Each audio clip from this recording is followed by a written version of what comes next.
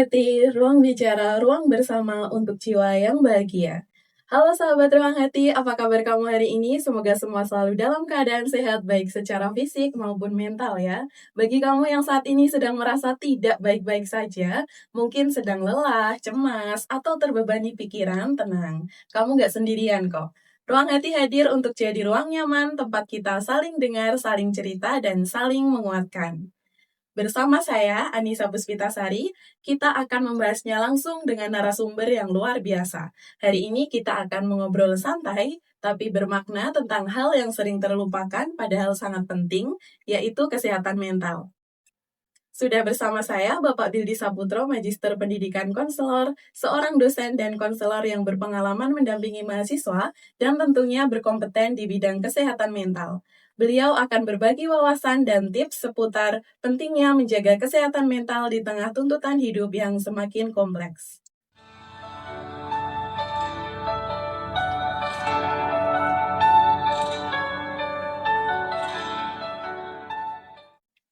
Nah, sekarang kita sudah bersama Bapak Bildi Saputro. Selamat datang Pak di studio Ruang Hati. Oke, halo. Terima kasih sudah meluangkan waktu untuk hadir di sini. Kami merasa sangat beruntung bisa berdiskusi langsung hari ini.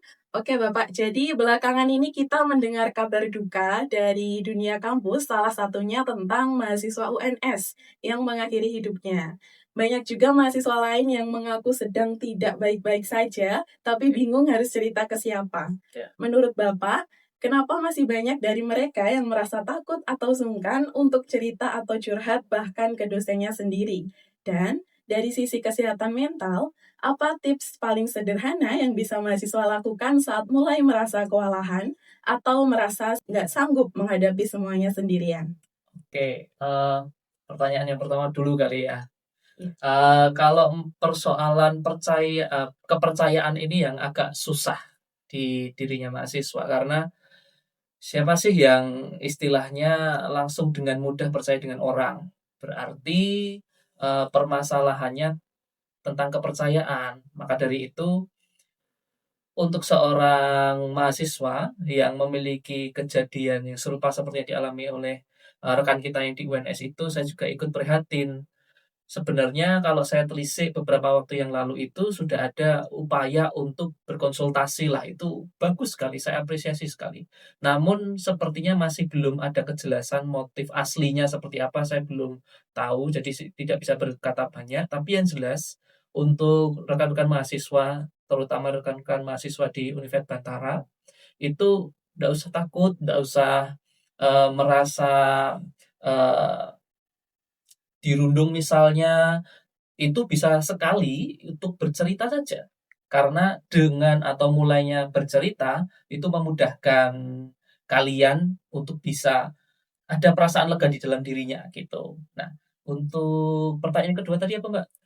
Dari sisi kesehatan mental, Pak, apa tips paling sederhana yang bisa mahasiswa lakukan saat mulai merasa kewalahan atau merasa nggak sanggup menghadapi Mhm. semuanya sendirian? Kalau merasa tidak sanggup ataupun sudah lelah, hal yang paling logis untuk dilakukan adalah istirahat aja udah. Istirahat aja udah, nggak ngapa-ngapain, misalnya pengen tidur, udah, itu aja. Karena dengan kita mencoba untuk mencari hiburan, katakanlah kita scrolling-scrolling gitu ya. Kalau scrollingnya itu bisa membuat kita terobati sih nggak apa-apa. Tapi kalau semisal malah menjadi tambah terbebani, kepikiran, jadi overthinking sih useless ya, nggak berguna gitu. Jadi kalau saya lebih menyarankan cari teman untuk bercerita misalnya, atau udah istirahat tidur aja misalnya. Kalau bagi yang beragama muslim bisa sholat misalnya, atau berwudu misalnya, saya rasa itu jauh lebih efektif gitu. Iya, rasanya relate sekali dengan kondisi Gen Z saat ini. Nah, ini ada satu pertanyaan yang cukup tajam dari mahasiswa. Katanya, kampus itu lebih peduli sama nilai, bukan sama mental. Sebagai dosen sekaligus konselor, menurut Bapak, seberapa besar sebenarnya peran kampus dalam menciptakan ruang yang aman dan suportif bagi mahasiswa? Dan adakah langkah nyata yang bisa diterapkan pihak kampus untuk mengatasi kesehatan mental mahasiswa? Saya jawab satu-satu dulu ya, nanti kalau lupa tolong Iya, diingatkan ya. siap. Yang pertama dulu, kalau peran dari sebuah lembaga, terutama institusi itu paling berperan besar gitu. Apalagi orang tua itu istilahnya seperti ya di sekolah lah. Orang tua itu memasrahkan anaknya berkuliah di sebuah lembaga pendidikan. Pengennya dia pinter, pengennya anak itu aman. Tapi kenyataannya, misalnya di sebuah lembaga itu tidak ada bidang ataupun badan yang membuat mereka aman, orang tua akan berpikir juga, ini universitasnya kredibel apa enggak gitu. Dan alhamdulillahnya di Univet itu sudah terinisiasi sejak 2021, sudah dikelola sama bidang 3, dalam hal ini ya Bapak Dr. Sodikin ya, dan juga bawahannya itu sudah ada Satgas, Mbak. Namanya Satgas Pencegahan Perundungan, Pelecehan, Kekerasan Seksual, Satgas PPKS. Nah, ini perannya sangat vital, terutama dari segi ya kesehatan mentalnya. Kalau ada tindakan perundungan ataupun pelecehan bahkan kekerasan, itu sudah ada satgasnya. Yang mana ini sangat independen.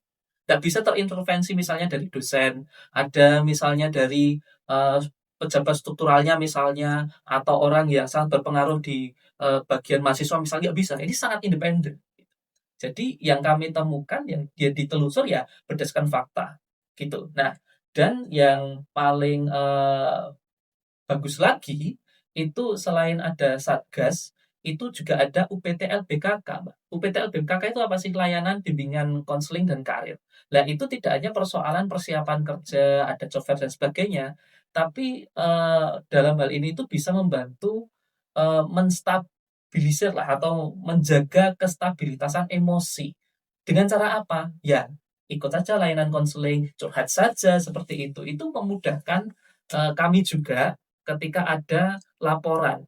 Hal yang paling tidak nyaman ketika terjadi kasus tetapi tidak melaporkan. Nah, ini saya juga ingin mengajak sih melalui podcast ini, saya ajak untuk seluruh mahasiswa di Univet Bantara, ketika kalian menemukan saja, menemukan ataupun mendengar, tidak perlu takut identitas Anda akan kami rahasiakan. Artinya apa? Kalau ada di antara teman-teman kalian menjadi korban ataupun sebagai pelaku misalnya, ceritakan saja, akan kami coba untuk tindak lanjuti.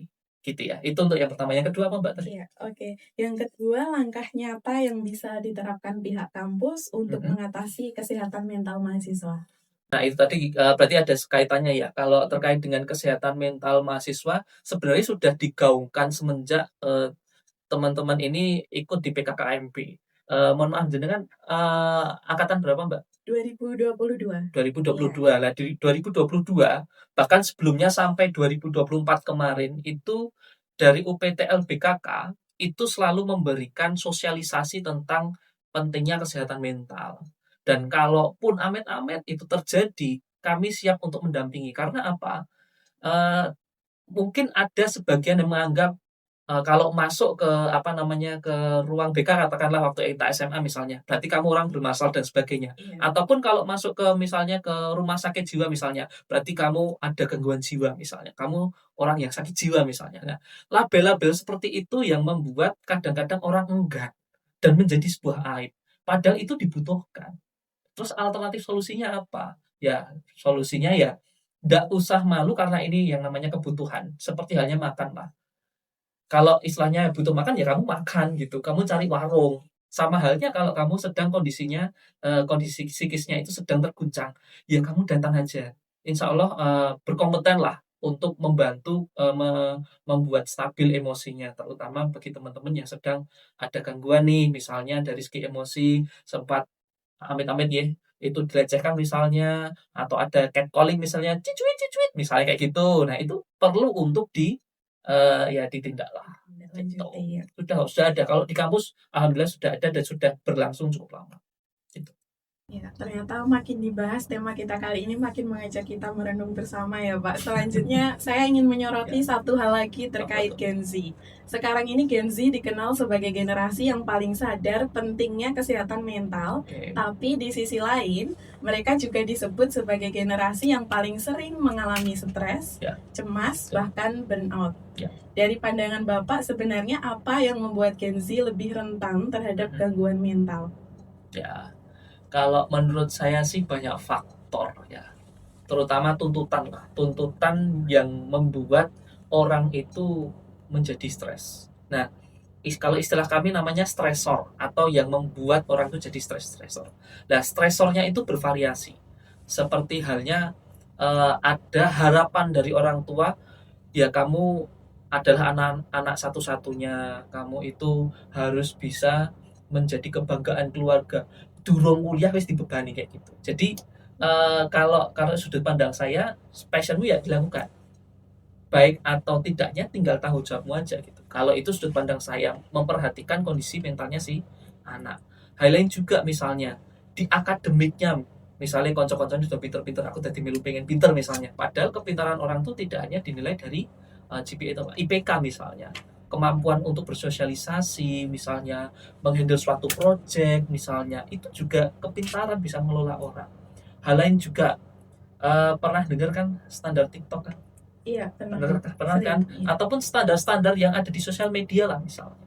Nah kayak gitu tuh ternyata membuat orang punya framing, Mbak. Kita jadi kepikiran, berarti kalau orang sukses itu harus ikut tren ini ya, kayak gitu. Iya, betul. Ataupun, wah kalau di TikTok misalnya harus mendapatkan suami yang seperti ini, berarti aku harus mendapatkan yang kayak gini misalnya. Nah, ternyata itu juga menjadi beban tersendiri bagi ya mahasiswa, dalam hal ini mahasiswa itu sendiri. Jadi pencapaian-pencapaiannya itu yang semisal tidak realistis dibuat, ya istilahnya tidak realistis bagi dia, dibuat menjadi realistis. Jadi janjane ora iso tapi digawe iso. Ada sisi positifnya tapi banyak mudaratnya saya rasa. Jadi nggak bisa tercapai dia. Kemampuannya di luar dari itu. Nah, jadi kalau kalau dikatakan kenapa lebih rentan, karena mengikuti itu ya, seperti FOMO misalnya, ada tren baru ikut dan sebagainya. Menurut saya ada faktor itunya membuat jauh lebih stres. Kalau orang zaman dulu sih EGP ya. Kalau kalau EGP itu emang gue pikirin, maksudnya kalau nggak bisa ya udah. Itu kan dia, bukan saya gitu. Nah, kalau di sekarang itu ikuti arusnya gitu. Lagi tren apa ya saya ikut. Nah, ini ada perbedaan mentalitas, resiliensinya agak berbeda. Gitu Mbak, itu sudut pandang saya. Iya, betul Kenapa jadi sekali. rentan? Jadi menjangkau hal yang tidak bisa dijangkau Ya, gitu. gitu Iya, memaksakan lah. betul memaksakan. Dan apakah ada tips atau kebiasaan sederhana yang bisa dilakukan para Gen Z agar lebih kuat secara emosional dan lebih siap menghadapi tekanan? Kalau sudut pandang saya, ketika ada sebuah tren atau ada sebuah impian, itu patut ya. Saya perlu disclaimer dulu nih. Kalau teman-teman itu dirasa ada harapan ataupun impian yang ingin dicapai, itu boleh gitu ya. Nggak apa-apa, itu bagus sekali, itu menjadi sebuah motivasi. Tetapi yang perlu teman-teman ketahui, Anda harus realistis dengan diri Anda. Ketika Anda itu merasa tidak mampu dan mau belajar, ya silahkan, itu bagus. Tapi kalau dirasa ini bukan kamu banget nih, tapi dipaksakan sesuai dengan trennya, ya dihindari aja gitu. Jadi kalau dirasa itu nggak sesuai, ya ditolak aja. Nah ini kalau istilah kami sebutannya asertif, bisa menolak lah, bisa menolak. Ketika ketika Anda di posisi yang kurang nyaman, sampaikan, ya udah mau pergi kayak mau outputnya apa namanya, dengan cara menolak, melambaikan tangan dan sebagainya, ya enggak apa-apa. Demi apa? Demi stabilitas emosionalnya. Daripada daripada kita melakukan aktivitas yang disukai banyak orang tapi kita nggak nyaman, terus kita malah jadi amit-amit nggih stres, akhirnya jadi depresi gitu ya, akhirnya malah amit-amit jadi bundir misalnya. Nah itu yang kita hindari, itu yang kita gaungkan, Mbak. Kami di LBKK, kami juga di Satgas, itu yang kami hindarkan. Karena beberapa kasus yang kami tangani, permasalahan itu berawal tidak adanya orang untuk cerita, kemudian langsung dirujuk kepada psikiater misalnya. Perbedaannya psikiater misalnya dengan seorang konselor, psikiater itu punya diagnosa untuk memberikan obat. Nah, kalau kita untuk mencegah itu sebelumnya dikai obat supaya tidak adiksi ataupun kecanduan, kamu cerita dulu ke saya. Supaya apa? Saya tahu problemmu apa.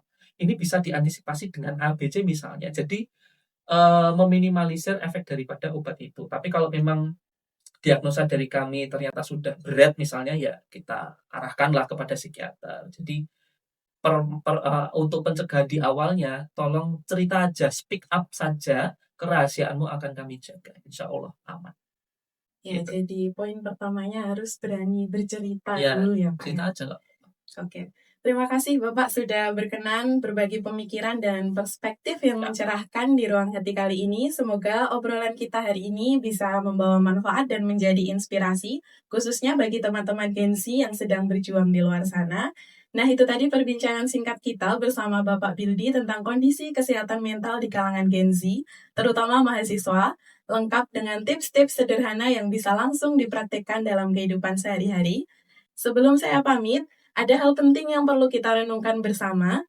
Masih banyak mahasiswa yang merasa takut atau ragu untuk cerita karena stigma, rasa tidak aman, atau minimnya dukungan yang terbuka dari lingkungan kampus. Seringkali, kampus dianggap lebih fokus pada nilai akademik dibanding kondisi mental mahasiswanya. Padahal, kampus punya peran besar dalam menciptakan ruang yang aman dan nyaman, serta sistem pendampingan yang mendukung secara emosional. Gen Z sebagai generasi yang lebih sadar akan pentingnya kesehatan mental, tapi di saat yang sama mereka juga rentan stres karena tekanan sosial, beban akademik, dan ekspektasi pribadi. Karena itu, baik dari pihak kampus maupun mahasiswa sendiri, perlu aktif menumbuhkan budaya saling peduli, membiasakan komunikasi terbuka, dan rutin melakukan self-check sebagai langkah awal menjaga kesehatan mental bersama. Terima kasih sudah setia bersama kami di Ruang Hati. Sampai jumpa di episode berikutnya. Jangan lupa jaga hati, jaga pikiran karena kamu berhak bahagia. Ruang Hati, ruang bicara, ruang bersama untuk jiwa yang bahagia. Persembahan spesial untuk sahabat Ruang Hati dimanapun kalian berada. Tutur batin Yura Yunita.